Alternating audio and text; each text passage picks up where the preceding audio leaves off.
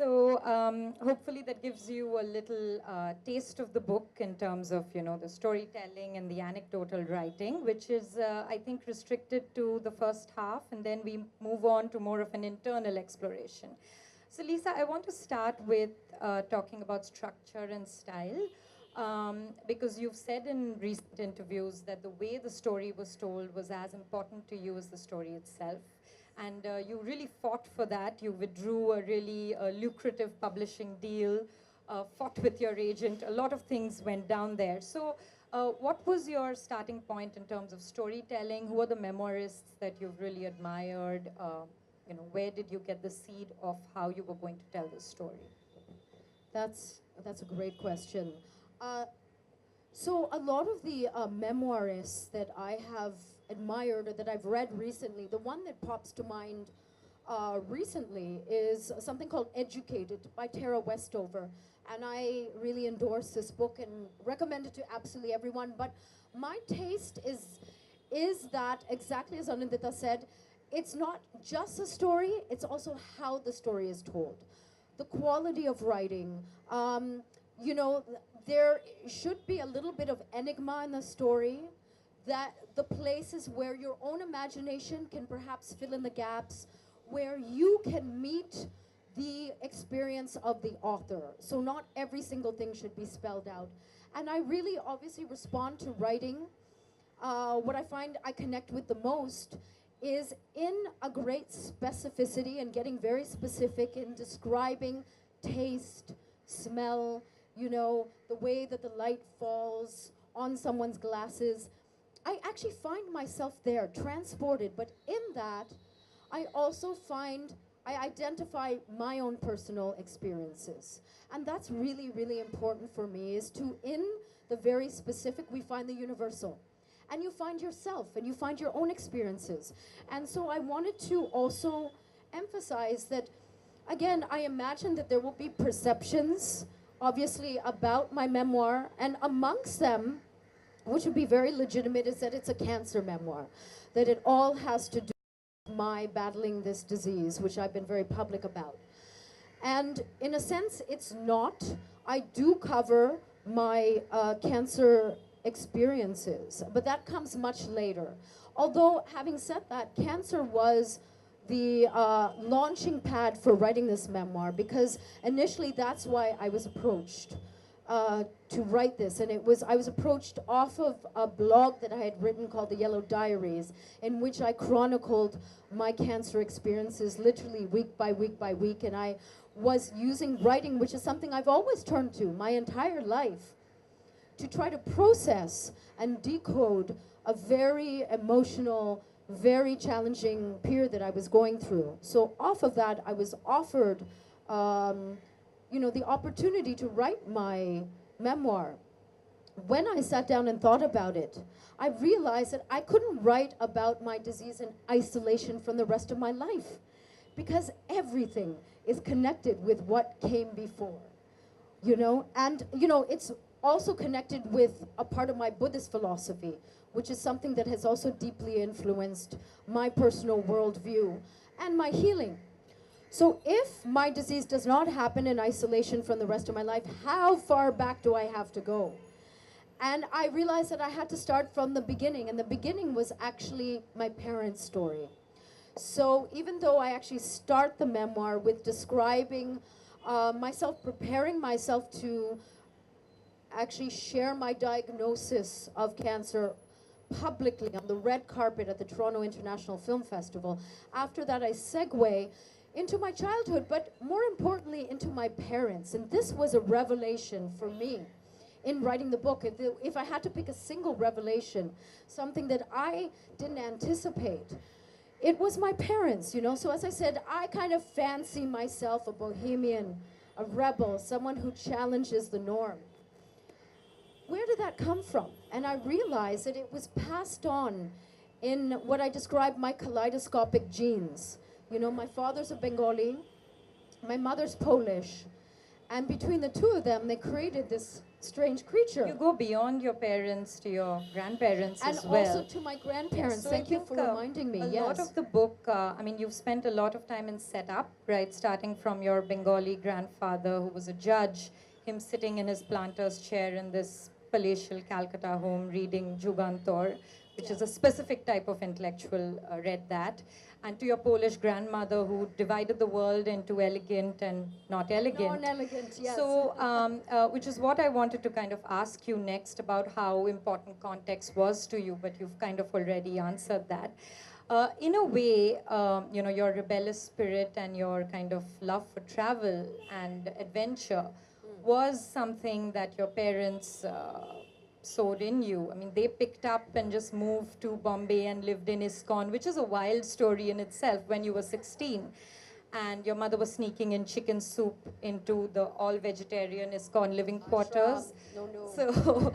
So I think a little bit of your naughty streak is possibly from them. And it's interesting because we normally don't frame our parents and our lineage in those terms, particularly when we're younger, you know. We see our parents through a very different framework, you know. They are more, perhaps sometimes, they're the rule makers, you know. They provide a safe container for us, but they also provide borders and rules that you're not supposed to traverse. And you know, when I actually started speaking to my father, I said, tell me a little bit more, because he was always a little bit shy about sharing the entire breadth of my parents' romance, because it was not easy in those days for a Pole and a Bengali Brahmin to get together. Like, that was quite a spicy romance, but they would always kind of giggle behind their hands whenever they confronted them and questioned them about it. So I kind of pinned him down and got him to tell me about that, but more importantly, about how my father was essentially excommunicated from his family. It was a very liberal family, a very educated family, but still excommunicated from his family for not marrying the woman of his family's choice. And how my parents had to then make a go of it independently. And the choices that they made, I think in any context, but even more so for the period in which they were living, you know, the 50s and the 60s, was extremely rebellious, extremely brave, extremely visionary, and you know, very ahead of their times. But I did not see it that way. And today I can see that this rebellious streak, basically, I had no choice in the matter but to become a rebel and to basically challenge a lot of things. It was basically embedded in my marrow. From my blood, it was embedded in my marrow.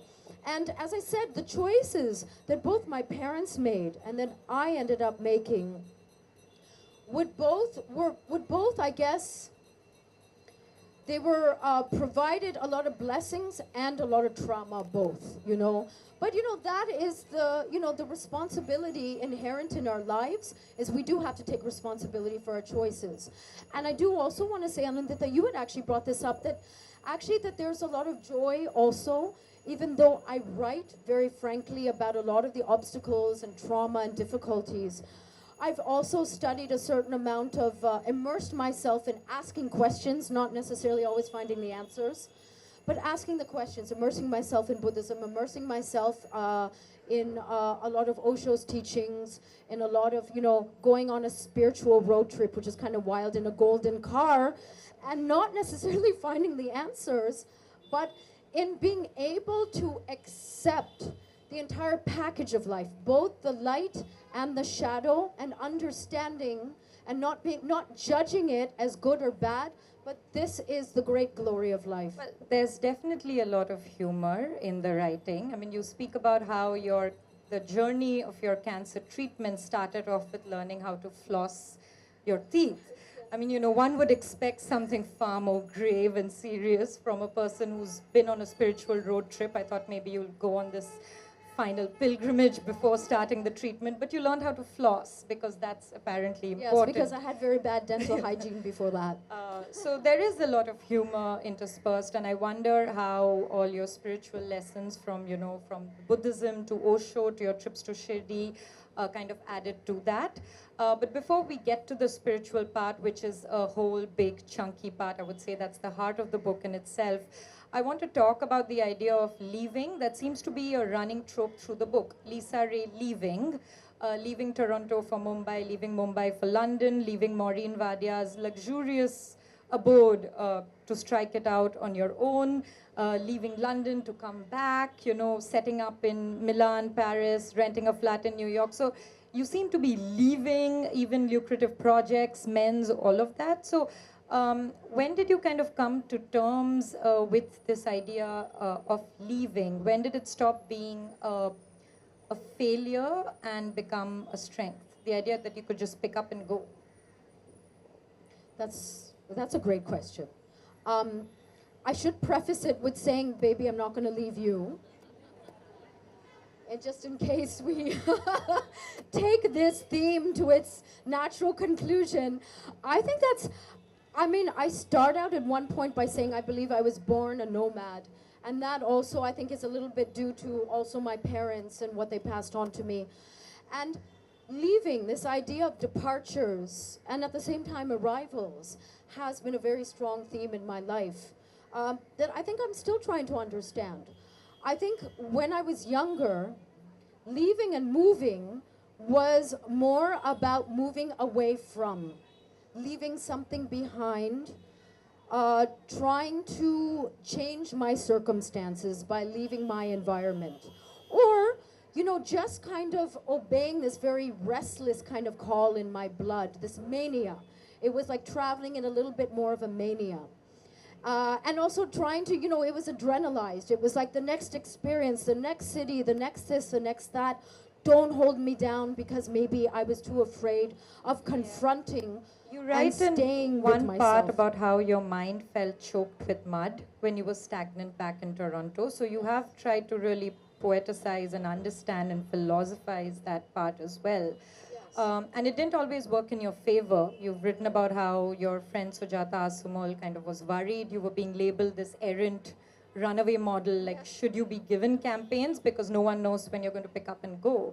So it hasn't always worked in your favor. No, it hasn't at all. But to the second part of your question, Anandita, I do feel that today there is a certain part of me that has I have a kind of a solid faith in let's say impermanence.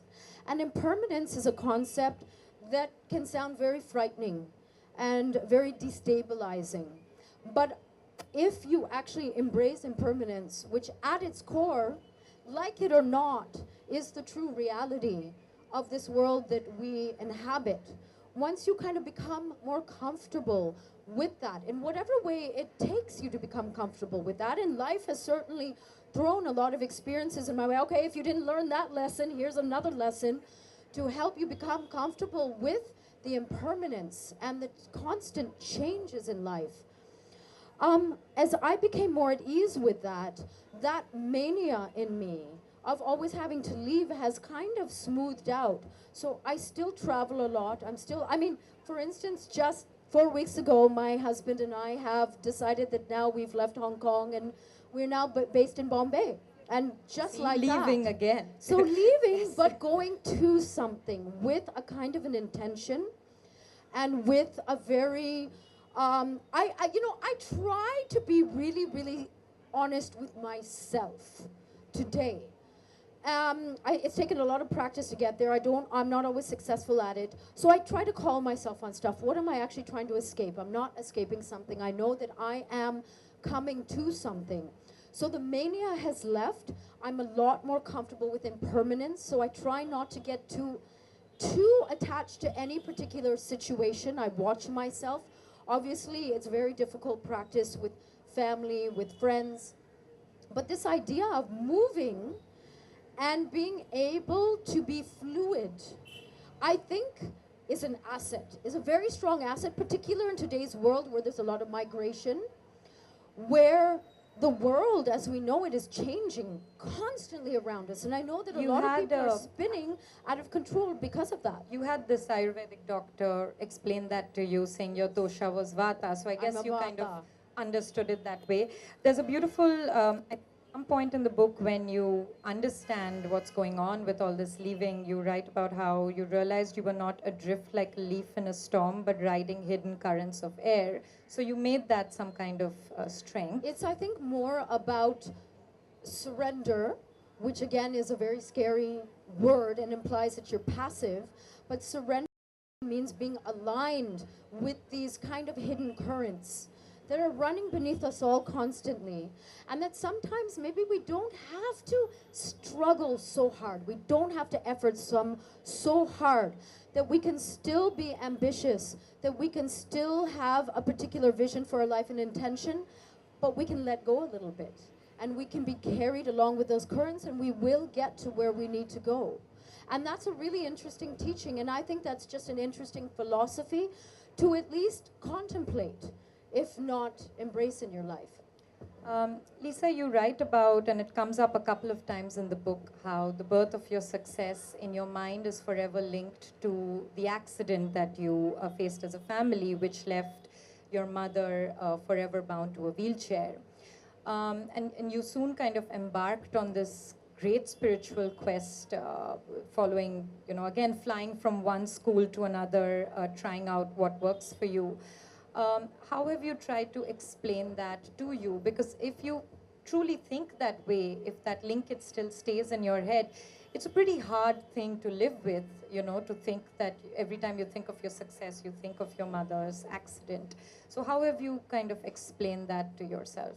That's a great question. Your questions are amazing, I have to just say.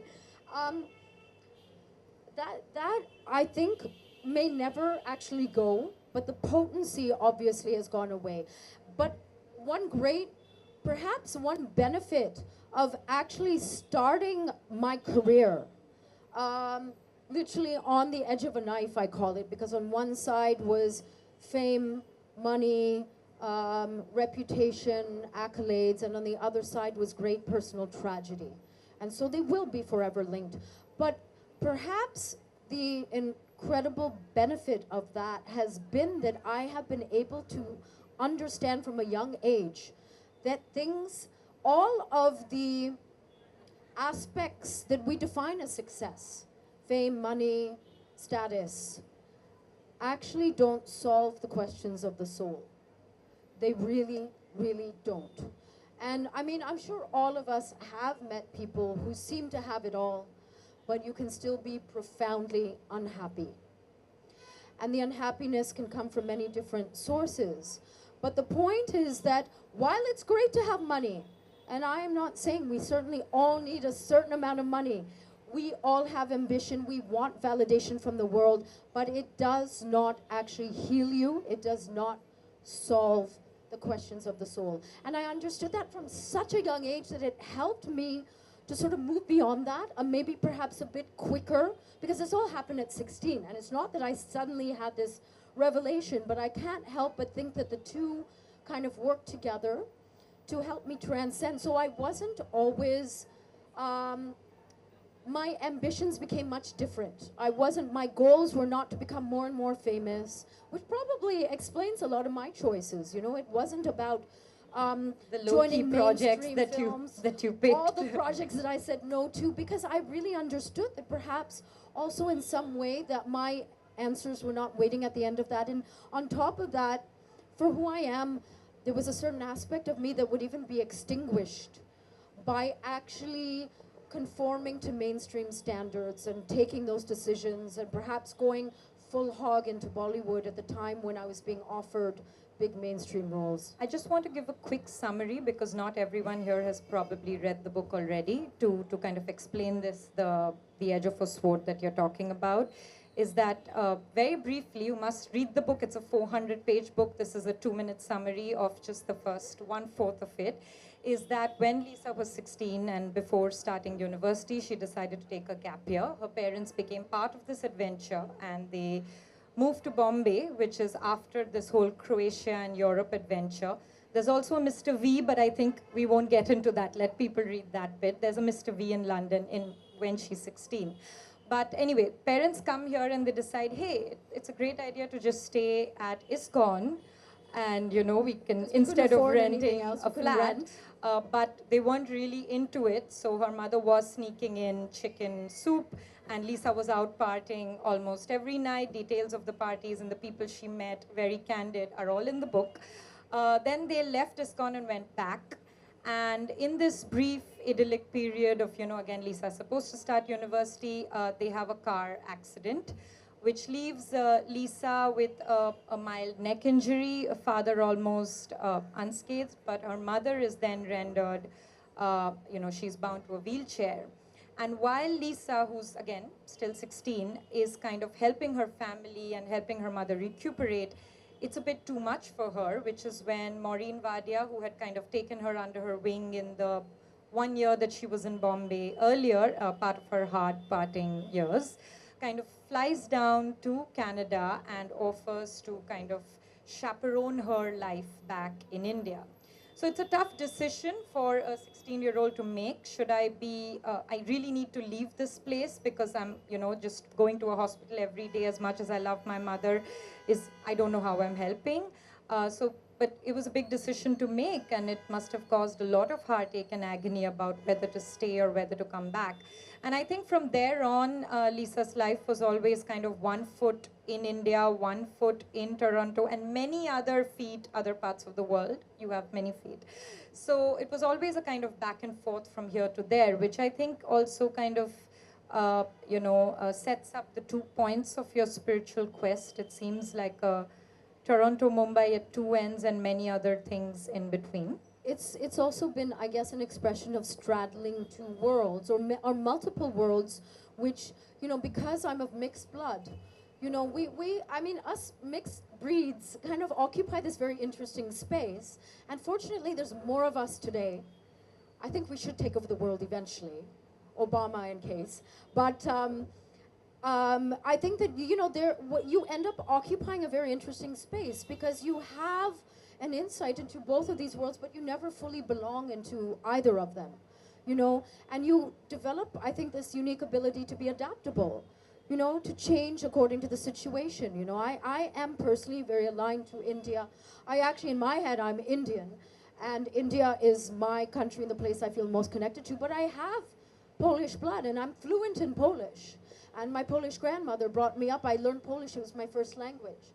So there is that aspect. And of course, you know, when I'm traveling, people can't pin me down. They can't put me in a box. They can't label me. Who are you and where are you from exactly is a question I've gotten relentlessly in my life. And it led to a lot of identity issues. But it excited you as well. I mean, you really drew from that in your modeling career, right? This idea of being anybody and everybody. It very much excited me, but, you know, perhaps on a deeper level, you know, that is what perhaps set me questioning to say, well, who am I really, or who am I beyond all these identities?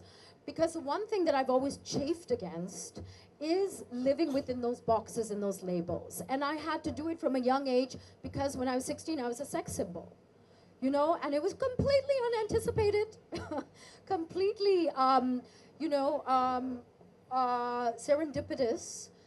But to suddenly become this figure for an entire nation, and on top of that, to look much older, that has kind of haunted me my entire life. You know, up until now, this book probably, where a lot of people won't understand how I've always had this ambivalent relationship with my career, how I'm an accidental actress, how I've always had 1 foot in it, 1 foot out of it, and how I believe that I've been underestimated as well, only because of the way that I look, although I don't feel that they should be at odds with each other. But unfortunately, I mean, I think preconceived notions take a while. Since you use the word serendipity, I want to kind of just mention that little passage you have about the etymology of the word. So apart from all, you know, the spiritual quests and the anecdotes and the shoe hitting men with shoes, etc., there's also a lot of poetry referenced. There's some of Lisa's original poetry as well, and there's a lot of referenced reading. So there's, I learned in the book, and I studied linguistics, and I learned it from your book, that the word serendipity is actually, comes from Serendib, which is a name for Sri Lanka, and it's from a short story called The Three Princes of Serendip, which was a story about how just unusual things or surprising things keeps happening to the princes. So that's the etymology of serendipity. It's one of the things I learned from the book. So and one of my favorite words. yeah, as and well. there are recipes in here as well. So there's like something for everyone as you go along.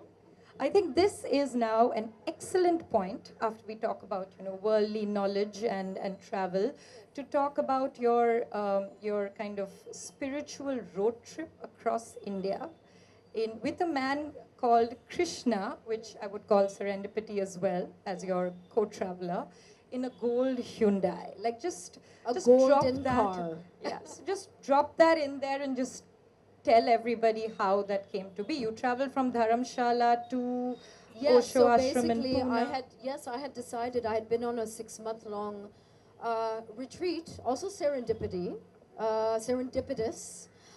which has been really the mistress in my life. But in Dharamshala, where I had been immersed in Tibetan Buddhism, and at the core of a lot of Buddhist teaching is this concept called emptiness, which is really nothing exists as we believe it does. And when you really meditate on it for long periods of time, it becomes like you feel yourself disappearing. So I decided that maybe I need to take a little bit of a journey around India to see what other people have to teach, because I literally felt myself disintegrating at one point.